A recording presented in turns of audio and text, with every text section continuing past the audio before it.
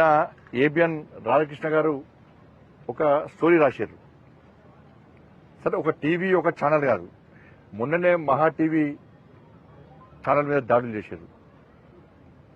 మళ్ళా ఈరోజు కేసీఆర్ జాగిరా తెలంగాణ అని చెప్పి ఒక ఎడిటోరియల్ రాస్తే ఏబిఎన్ ఆంధ్రజ్యోతి మీద దాడి చేస్తామని చెప్పి బీఆర్ఎస్ వాళ్ళు అన్నారట. ఇది మంచి పద్ధతి కాదు. దీని ప్రధాన కారణం ఎవరంటే రాష్ట్ర ప్రభుత్వం యొక్క చాతకాంతనం. ఇప్పుడు మహా టీవీ మీద దాడి చేసినప్పుడు ఈ రాష్ట్ర ప్రభుత్వం కఠినంగా వివరిస్తే, ఆ గుండాలను కఠినంగా శిక్షిస్తే ఈ పరిస్థితులు ఉత్పన్నం కావు. ఎందుకు తీసుకోరంటే వీళ్ళు వాళ్ళు ఒకటే, బీఆర్ఎస్ కాంగ్రెస్ ఒకటే. నువ్వు కొట్టినట్టు అయ్యి నేను ఏడ్చినట్టు చేస్తా అనేటువంటి ఆలోచనతో వీళ్ళిద్దరున్నారు. మహా టీవీ మీద దాడి చేసినటువంటి నిందితులను నామమాత్రంగా రిమాండ్ చేసిండు, ఏదో కథం బెయిల్ ఇచ్చిండు, కథం పంపించారు. బెయిల్ ఇచ్చే ఆస్కారం కావాలని రాష్ట్ర ప్రభుత్వం ఇచ్చింది. ఆ రోజు కఠినంగా వివరిస్తే ఇలా ఏబిఎన్ మీద దాడి చేస్తాం అనేవాళ్ళు కాదు. ధైర్యంగా మీద దాడి చేస్తామంటే నేను అడుగుతున్నా, ఇప్పటికే మరి రామచంద్రరావు గారు ఆదేశించారు యువమోర్చాలను. ఇలా బీఆర్ఎస్ పార్టీకి ఒక ఛానల్ ఉన్నది, ఇలా ఏబిఎన్ మీద మీరు దాడి చేసి చూపట్టండి, ఏబిఎన్ మీద దాడి చేసి చూపట్టండి. చుక్కలు చూపడతారు మా వాళ్ళు. యువమోర్చా కార్యకర్తలు రెడీ ఉన్నారు. మీకు అక్కడక్కడ 10 మంది 20 మంది వస్తారు. మీకు మా వాళ్ళు 100 మంది ఉన్నారు.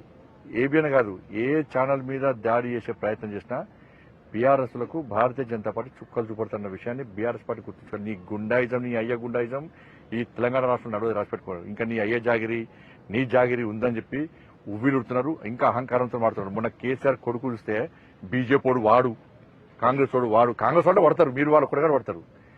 ఇంకొకసారి బీజేపీలను వాడు వీడని వాడితే బిడ్డని కాన్వాయి రోడ్ల మీద ఎదుర్కొంటూ చేస్తాం. బిడ్డ నువ్వు తమాషాలు చేస్తున్నావు బాగా. నీ అయ్యని చూసి నీ బతికేంది, మీ అయ్య బతికేంది, మీ బతికేంది. ఎస్, రాధాకృష్ణ అనేది వాస్తవం. తెలంగాణ ఉద్యమం కంటే ముందు మీ ఆస్తిపాస్తులేంది, నీ కుటుంబ ఆస్తిపాస్తులేంది. 3 తల షర్ట్ వేసుకున్నావు నువ్వు, నీ కుటుంబం అంతా 3 తల షర్టు కింద రబ్బర్ చెప్పులు వేసుకుంటారు. మీరు ఫోటో చూపడతా. ఇవాళ మీ 1000 కోట్ల ఆస్తులు ఎక్కడి నుంచి వచ్చినాయి? 1000 కోట్ల ఆస్తులు ఎక్కడి నుంచి వచ్చినాయి నీకు? నువ్వు కేసీఆర్ కుటుంబం ఎన్ని లాంటి దెబ్బలు తిన్నది తెలంగాణ ఉద్యమంలో? ఎన్ని కేసులున్నా మీ మీద, ఎన్నిసార్లు జైలుకు పోయారు మీరు, మీ కుటుంబం?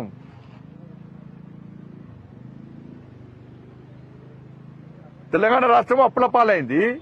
కేసీఆర్ కుటుంబము 1000 కోట్లు సంపాదించారు. ఇవాళ దుబాయ్ లో, మస్కట్ లో, అమెరికాలో మొత్తం పొట్టు వ్యాపారాలు చేస్తున్నారు.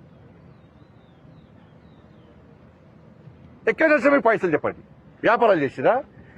ఇలా ఉద్యమ సమయంలో ఈ కేసీఆర్ అనే వ్యక్తి ప్రచార రథం లోన్ తీసుకుంటే, లోన్ కట్టకుంటే ఈయన మెడల్ వంటి కింద దించి ప్రచార రథం కూడా కూర్చుకపోయారు. ఈయన లోన్ తీసుకొని వెహికల్ కొనుక్కుంటే ఫైనాన్స్ పైసలు కట్టకుంటే ఫైనాన్స్ కూడా వచ్చి ఈయన మెడల్ వంటి దించి ఆయన కారు కూడా గుంజుకపోయారు. ఫైనాన్స్ పైసలు కట్టలేని స్థితిలో ఉన్న కేసీఆర్ కుటుంబం ఇలా ఇన్ని 1000 కోట్ల రూపాయలు ఎక్కడి నుంచి వచ్చినాయి? నా కొడుకన్నా ఒక కాస్ట్లీ షర్ట్ వేసుకుంటే ఈ లుచ్చాగాళ్ళు, ఈ ఫాల్తీగాళ్ళు సోషల్ మీడియా పెట్టి ట్రోల్ చేసినా. కేసీఆర్ కొడుకు ఎవరితో కొట్లాడుతాడో తెలుసా మీకు? కేసీఆర్ కొడుకు మా కొడుకుతో కొట్లాడతాడు. కేసీఆర్ కొడుకు నా కొడుకుతో కొట్లాడతాడన్న. మన స్థాయి గది, అనే స్థాయి. కేసీఆర్ కొడుకు స్థాయి గది. అంటే మా పిల్లల గారు బట్టలు వేసుకోవద్దన్నా, కాస్ట్లీ బట్టలు వేసుకోవద్దన్నా, షూ వేసుకోవద్దన్నా, బండ్లు కొనుక్కోద్దన్నా, బిచ్చపులొక్క తిరగాలన్నా. మేము మా పిల్లలు ఒక్క కాస్ట్లీ షర్ట్ వేసుకుంటే బండి సంజయ్ 1000 కోట్లు సంపాదించిన ప్రచారం చేస్తాను ఈ ఫాల్తీగాళ్ళు సోషల్ మీడియాలో. నేను కొనక్క మొన్న ఇల్లు కొనుక్కున్నా. నేను సవాల్ చేస్తున్న కేసీఆర్ కుటుంబాన్ని, కేసీఆర్ కొడుకును, నువ్వు, నీ అయ్య, మీ అమ్మ, మీ భార్య, పిల్లలందరూ రండి, చదువు ఏ గుడో పోదాం. నేను మా కుటుంబంతో సహా వస్తానని ప్రమాణం చేద్దాం. బినామీ ప్రాపర్టీస్ కూడా ప్రమాణం చేయాలి. ఇలా రాధాకృష్ణ గారు మాట్లాడేది గదే మాట్లాడింది. ఇలా ఆ రోజు ఆంధ్రజ్యోతి దినపత్రిక మీ అయ్య ఉద్యమం చేయకుండా కూడా, మీ అయ్య తాగి ఫామ్ హౌస్ అన్నా కూడా తెలంగాణ ఉద్యమకారునిగా చూపట్టింది ఆంధ్రజ్యోతే. ఏబిఎన్ ఆంధ్రజ్యోతి చూపట్టింది ఆ రోజు ఏబిఎన్ మంచిది కాదు.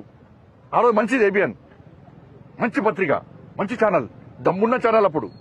కానీ ఇప్పుడు మాత్రం మంచిది కాదు. ఎందుకంటే నీ బండారం అంటే బయట అసలు నీ స్వరూపం బయట పట్టింది కాబట్టి. జేఏసోలు ధర్నాలు చేస్తే బహిరంగ సభ పెడితే సందట్లో సడేమేలక వీళ్ళు ఒక్కడే పింక్ కలర్ జెండా పెడితే ఇదే ఆంధ్రజ్యోతిలో టీఆర్ఎస్ పార్టీ బహిరంగ సభ అని రాశారు. ఆ రోజు మంచిది ఆంధ్రజ్యోతి ఏపీఎన్. ఈ రోజు మంచిది కాదు. కేసీఆర్ కుటుంబం ఎన్ని ఆస్తుపాస్తులు సంపాదించినా కూడా తెలంగాణ రాష్ట్రం రావాలి. అనేక మంది బలిదానం అయిపోయారు. ఇంతమంది తెలంగాణ ప్రజల ఆకాంక్ష, ఆలోచన, ఆశయం ఒక లక్ష్యం పెట్టుకుని ఇలా యుద్ధం చేస్తున్నారు. ప్రపంచంలోనే యుద్ధాన్ని ఇలా ప్రపంచం అంతా హర్షిస్తున్నది, ఆశ్చర్యపోతున్నది. కానీ ఇటువంటి ఉద్యమానికి మనం కూడా బాసరగా నిలవాలని చెప్పి ఆ రోజు ఏపీఎన్ ఆంధ్రజ్యోతి నువ్వు ఎన్ని తప్పులు చేసినా కూడా, నువ్వు ఎంత నటన చేసినా కూడా, నువ్వు నటనలో జీవించే ప్రయత్నం చేసినా కూడా మరి ఇదే ఏపీఎన్ ఆంధ్రజ్యోతి నేను కొత్త పైకి లేపింది. అప్పుడు మంచిది.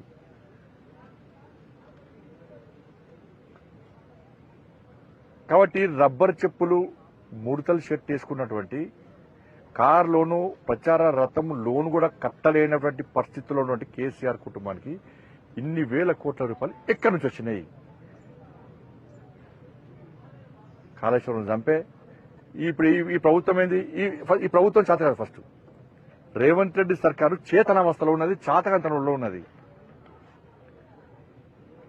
ఏం చేస్తారు? దాడి చేస్తా అంటే దాడి చేస్తాడని తీసుకుపోయి పొక్కలేసి వాడిని ఈ పంత మడచంపకనట.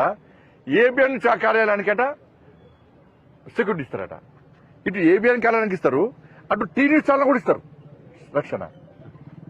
వాళ్ళు కూడా రక్షణ ఇస్తారు. ఫుల్ పోలీస్ పెట్టాలని పెడతారు. ఈ సిస్టమ్ ఏదో నాకు అర్థం కాదు. వీళ్ళ ఆలోచన ఎందుకు అర్థం కాదు కాంగ్రెస్ పార్టీ ప్రభుత్వం. అది